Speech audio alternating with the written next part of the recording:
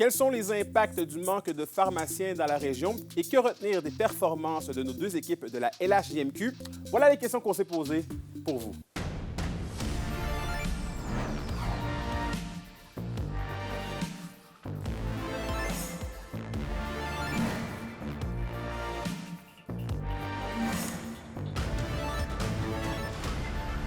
Ici Anthony Dallaire et voici vos informations. Il y a un manque important de pharmaciens dans les hôpitaux de l'Abitibi-Témiscamingue. C'est du moins ce qu'avance l'Association des pharmaciens des établissements de santé du Québec. Et Félix, est-ce qu'on sait exactement le nombre manquant? L'organisation n'est pas en mesure de donner un chiffre exact, mais Anthony, l'APES dénonce une découverture à 100 de pharmaciens aux urgences dans les hôpitaux de la région, c'est-à-dire qu'il n'y a tout simplement pas de pharmaciens aux urgences dans les hôpitaux de la région présentement. Je laisse la présidente de l'APES, Julie Racicot, nous en expliquer la nécessité. En ayant un pharmacien dans l'équipe, ils peuvent être davantage à l'affût des effets secondaires potentiels des médicaments ou, une fois qu'on a fait le diagnostic, l'équipe médicale a procédé au diagnostic, prendre en charge la thérapie médicamenteuse, donc alléger le fardeau, travailler avec les urgentologues également, donc accélérer la prise en charge des patients, réduire le temps d'attente qui est déjà beaucoup trop long dans les urgences, donc et assurer des soins davantage sécuritaires, éviter les effets secondaires aux médicaments, réduire les erreurs médicamenteuses. Donc, c'est tous des impacts d'un pharmacien dans un secteur clinique. Et Félix, l'organisation dénonce aussi une situation similaire dans les services de dialyse rénale. Oui, même scénario de ce côté. Donc, 100 de découverture de pharmaciens pour le secteur de la dialyse rénale. Donc, c'est quand des patients se rendent à l'hôpital 2 à 3 fois par semaine pour avoir une filtration assistée de leur sang. Et l'association affirme que c'est vraiment nécessaire d'avoir un pharmacien pour ces usagers qu'elle considère comme vulnérables. C'est très, très, très complexe ce qui se passe avec la médication au niveau des filtres de dialyse. Et lors du traitement de dialyse, ils reçoivent aussi des traitements. Et lors de leur séjour à l'hôpital, il y a d'autres traitements aussi qu'il faut leur administrer pendant la dialyse. Donc, c'est vraiment cette expertise-là que les pharmaciens d'établissement détiennent. Donc, clairement, un pharmacien en dialyse, ça améliore la qualité des soins et ça réduit les risques d'erreurs ou d'incidents liés aux médicaments et les effets secondaires aussi.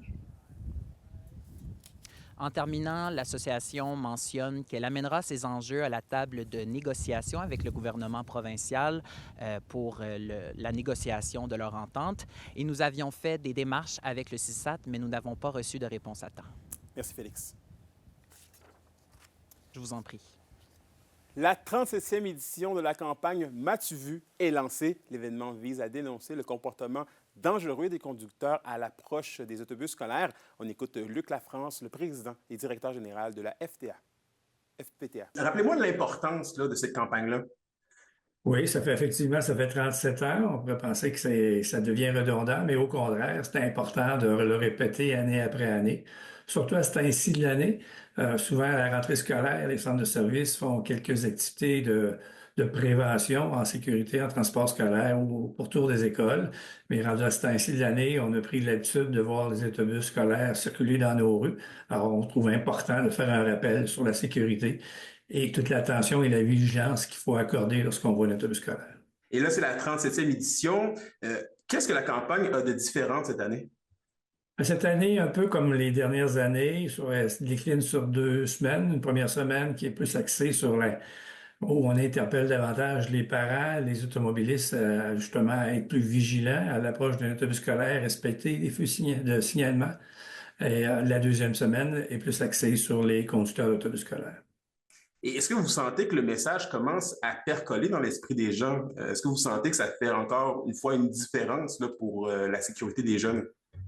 On pourrait tenter de dire oui, parce que notre bilan en termes de sécurité, en termes d'accidents ou en termes de blessés d'enfants à bord d'un auto scolaire est en constante diminution. Malheureusement, on a eu un décès en début d'année scolaire où un enfant traversait la rue, l'automobiliste n'a pas respecté le fil clignotant bon, il peut y avoir différentes raisons, là, mais malheureusement, l'enfant a été frappé et est décédé. Donc, ça vient justifier qu'on doit continuer à marteler le même message, de dire aux automobilistes, faites attention lorsque des autobus scolaires circulent, Ils vont embarquer ou débarquer des élèves sur le bord de la route, que ce soit dans les quartiers résidentiels, que ce soit proche d'une école, que ce soit, et surtout sur les routes numérotées. Ça devient très important. Au culturel, l'Abitibi-Témiscamingue a été une fois de plus très généreuse hier lors du 28e Téléthon de la ressource pour personnes handicapées. Un montant record de 760 178 $ a été amassé. C'est 73 000 $ de plus que l'année dernière. Tout cet argent va servir, entre autres, à offrir des services et à acheter de l'équipement pour les personnes handicapées de la région.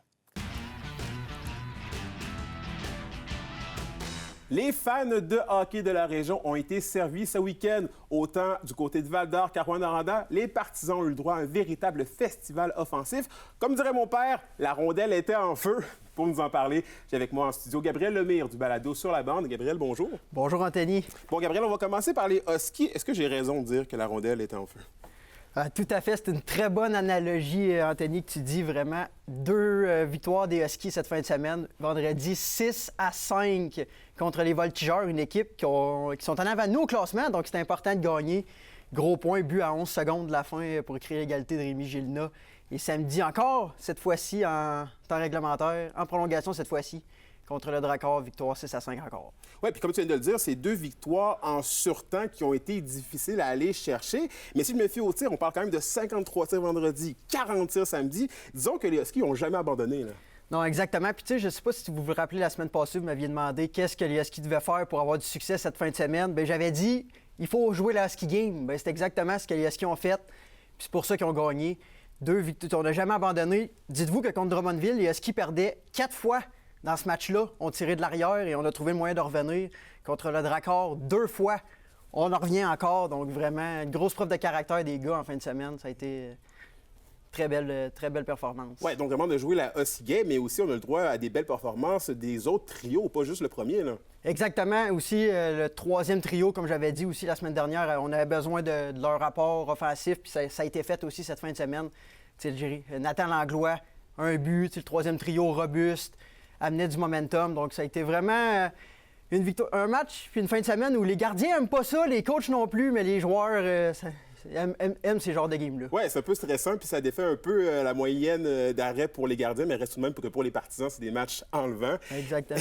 Du côté de Val-d'Or, maintenant, disons que ça a été un petit peu plus difficile aussi, là. Oui, pour les Foreurs, c'est des matchs qui... Ça n'a pas bien été pour eux. Une défaite de 5-1 contre les Voltigeurs jeudi.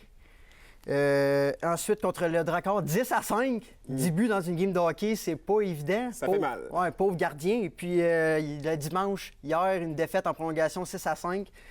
C'était des points que les Foreurs devaient aller chercher. Malheureusement, ont été d'en chercher rien qu'un, mais bon. Ils auront une chance de se reprendre la fin de semaine prochaine. Mais quand même, il faut le mentionner, c'est quand même 2 défaites. Oui, mais un point d'acquis, mais un point qui, dans le classement puis à la course aux séries, est extrêmement important pour voir les Foreurs, là. Exactement, les Foreurs qui... Encore une fois, le bas du classement, c'est très, très serré cette année, je te dirais, le classement. Puis les Foreurs, ce point-là fait en sorte qu'ils restent au 13e rang du classement général, toujours derrière les Highlanders. Donc, c'est un point très important qui leur permet de distancer un petit peu les équipes derrière eux aussi. Parfait. Et en terminant très rapidement, là, c'est quand les prochains matchs des Huskies et Foreurs? Bien, les Huskies, c'est ce jeudi à Rouyn-Noranda contre les Highlanders de Charlottetown et vendredi contre les Sea Dogs. Du côté des Foreurs, ce sera vendredi contre les Highlanders et samedi à Val-d'Or contre les Sea Dogs de Saint-John. Bon, bien, on suit le tout attentivement. Merci beaucoup, Gabriel. Bien, merci à toi. Et à la météo de l'Abitibi-Témiscamingue pour ce soir et cette nuit, un avertissement de bourrasque de neige est en vigueur. On parle de température minimum de moins 22 degrés Celsius. Pour la journée de demain, on prévoit une alternance de soleil et de nuages avec des risques de neige au courant de la journée. Les maximums seront entre moins 15 degrés Celsius et moins 16 degrés Celsius. Et voilà, c'était vos informations régionales. Merci encore une fois d'avoir été des nôtres. Nous, on se dit bien évidemment à demain pour la suite des choses. D'ici là, prenez soin de vous.